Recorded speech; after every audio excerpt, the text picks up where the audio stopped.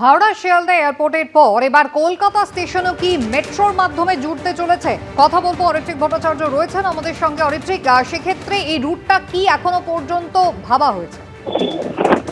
দেখো, প্রাথমিক সার্ভের কাজ শুরু হয়েছে এবং সেই রেল বোর্ডের অনুমোদনও রয়েছে সেই সার্ভেতে।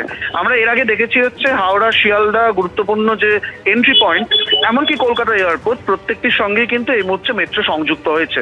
দেশের অন্যান্য রাজ্যের ক্ষেত্রে দেখা গেছে বড় শহরের এন্ট্রি পয়েন্টগুলোতে মেট্রো সংযুক্ত রয়েছে। কলকাতা স্টেশন এরকম একটি এন্ট্রি পয়েন্ট। আপাতত যেটা পরিকল্পনা করা হচ্ছে, কলকাতা স্টেশন থেকে সল্টলেক করুণাময়ী পর্যন্ত একটি নতুন মেট্রো রুট চালু করার। আমরা জানি সল্টলেক করুণাময়ীতে ইতিমধ্যেই গ্রিন লাইনে মেট্রো চলছে, অর্থাৎ সেই মেট্রো যদি চালু হয় তাহলে করুণাময়ী থেকে নেমে একদিকে সেক্টর 5, ভবিষ্যতে সেখান থেকেও এয়ারপোর্ট, আবার অন্যদিকে হাওড়া শিয়ালদা ধর্মতলা সব দিকে কিন্তু চলে যাওয়া যাবে। এই যে সমীক্ষা, এটা আপাতত ইঞ্জিনিয়ারিং এবং ট্রাফিক সমীক্ষা হচ্ছে। তার জন্য 8 লক্ষ টাকা অনুমোদন মিলেছে। যেটা মনে করা হচ্ছে যে রুট ভাবা হয়েছে কলকাতা স্টেশন থেকে বেরিয়ে ক্ষুদিরাম বসু রোড, বাগজোড়া খালের ওপর দিয়ে একেবারে সল্টলেকের 6 নম্বর আইল্যান্ড হয়ে সরাসরি করুণাময়ীর দিকে 7 কিলোমিটার এই রাস্তা। যেহেতু এর বড় অংশ বাগজোড়া খালের ওপর দিয়ে যাবে, তার ফলে জমি খুব একটা সমস্যা হবে না, এমনটাই কিন্তু প্রাথমিকভাবে মনে করা হচ্ছে। এবং সেই মতোই কিন্তু পরিকল্পনা করা হয়েছে এবং তার যে ডিটেল সার্ভে, সেটা ইতিমধ্যেই অর্ডার হয়ে গেছে এবং সেই সার্ভে কাজ শুরুও হয়ে গেছে। এই সার্ভে রিপোর্ট জমা পড়লে চূড়ান্ত রেল বোর্ডের অনুমোদন মিলবে যে এই রুটে মেট্রো চালু করা যায় কিনা, তারপরেই কিন্তু কাজ শুরু হবে, এমনটাই জানাচ্ছে কলকাতা মেট্রো কর্তৃপক্ষ। ধন্যবাদ। রাজ্যের প্রাক্তন মন্ত্রীর বাড়ি থেকে প্রচুর পরিমাণ ত্রাণ সামগ্রী উদ্ধার হলো। উস্তিতে প্রাক্তন সংখ্যালঘু উন্নয়ন মন্ত্রী গিয়াসউদ্দিন মোল্লার বাড়ি থেকে এইভাবে ত্রাণের পোশাক, ত্রিপল, এই সমস্ত উদ্ধার হয়েছে। গ্রেফতার করতে হবে প্রাক্তন তৃণমূল বিধায়ককে, এই দাবিতে বিক্ষোভ দেখান স্থানীয়রা। এই খুনি গ্যাস মোল্লা 2015 সালে হিন্দুদের দোকান দাঁড় করে ভেঙেছিল এই গ্যাস মোল্লা।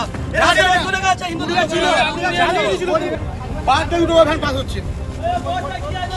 গৌতম মন্ডল আমাদের প্রতিনিধি রয়েছেন টেলিফোন লাইনে। গৌতম, কি কি অভিযোগ রয়েছে প্রাক্তন তৃণমূল বিধায়ক, রাজ্যের প্রাক্তন মন্ত্রীর বিরুদ্ধে? একদম দেখো কুসুমিতা, মগরাট পশ্চিম বিধানসভা প্রাক্তন যিনি তৃণমূল বিধায়ক তথা সংখ্যালঘু উন্নয়ন মন্ত্রী, তিনি এবারে যদি ভোটে দাঁড়াননি, কিন্তু তার যে বাড়ি রয়েছে উস্তিতে, সেই উস্তির সেই বাড়িতে থেকে গত কয়েকদিন ধরে বিভিন্ন ত্রাণ সামগ্রী পাচার হচ্ছিল বলে একটা অভিযোগ ছিল স্থানীয় বাসিন্দা এবং বিজেপি কর্মী সমর্থকদের। গতকাল সন্ধ্যে নাগাদ যখন সেই বাড়ি থেকে বেশ কিছু ত্রাণ সামগ্রী বাইরে পাচার করা হচ্ছিল, তখন রাস্তায় আটক করেন বিজেপি কর্মী সমর্থকরা। তার পরবর্তী সময় তারা বাড়ির সামনে, একদম যে সংখ্যালঘু উন্নয়ন মন্ত্রী প্রাক্তন তার যে বাড়ি রয়েছে উস্তিতে, তার বাড়ির সামনে একদম অবস্থান বিক্ষোভ শুরু করেন এবং বেশ কিছু ত্রাণ সামগ্রী তার একদম বাড়ির গেটের সামনে থেকে উদ্ধার করা হয়। এবং এর পাশাপাশি উস্তি থানার পুলিশকে খবর দেওয়া হয়, উস্তি থানার পুলিশ আসে এবং তারপর সেই সমস্ত ত্রাণ সামগ্রী, যা ত্রিপল, পোশাক, সেগুলো বাজেয়াপ্ত করেছে। এর পাশাপাশি বিজেপি কর্মী সমর্থকদের দাবি যে এই যে গিয়াসউদ্দিন মোল্লা প্রাক্তন সংখ্যালঘু উন্নয়ন মন্ত্রী, তাকে গ্রেপ্তার করতে হবে এবং তিনি নানান ধরনের বেআইনি কাজের সঙ্গে যুক্ত ছিলেন। যখন তিনি বিধায়ক ছিলেন এবং যখন তিনি মন্ত্রিত্বে ছিলেন, তিনি নানান বেআইনি কাজের সঙ্গে যুক্ত ছিলেন। এর পাশাপাশি তিনি তার বাড়িতে এই যে ত্রাণ সামগ্রী যেগুলো সাধারণ মানুষের মধ্যে বন্টন করার কথা ছিল, সেগুলো তিনি তার নিজের বাড়িতে রেখে দিয়েছিলেন, মজুত করে রেখেছিলেন এবং তার যারা ঘনিষ্ঠ যা সমস্ত জনপ্রতিনিধি ছিলেন তাদের বাড়িতেও খুঁজলে এরকম প্রচুর পরিমাণে ত্রাণ সামগ্রী উদ্ধার হবে, এমনটাই জানা গেছে। ইতিমধ্যেই গিয়াসউদ্দিন মোল্লা তার খোঁজ খবর চালাচ্ছে পুলিশ।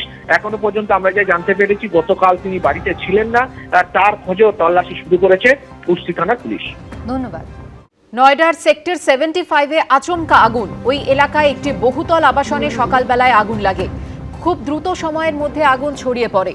ওই ভবনের বাসিন্দারা ছাড়াও গোটা আবাসনেই ছড়িয়ে পড়ে আতঙ্ক। আগুন নেভানোর লড়াইয়ে নামে দমকলের বেশ কয়েকটি ইঞ্জিন। আপাতত অগ্নিকাণ্ডে কোনো প্রাণহানির খবর পাওয়া যায়নি।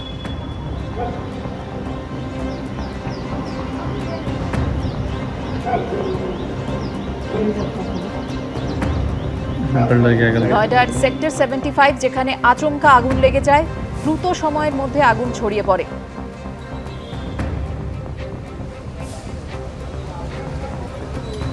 ওই ভবনের বাসিন্দারা ছাড়াও গোটা আবাসনেই ছড়িয়ে পড়ে আতঙ্ক।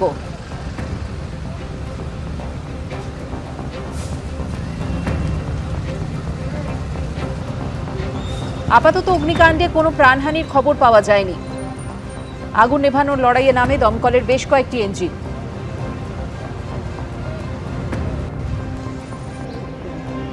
ফল সিলিং বানা দেবে তো।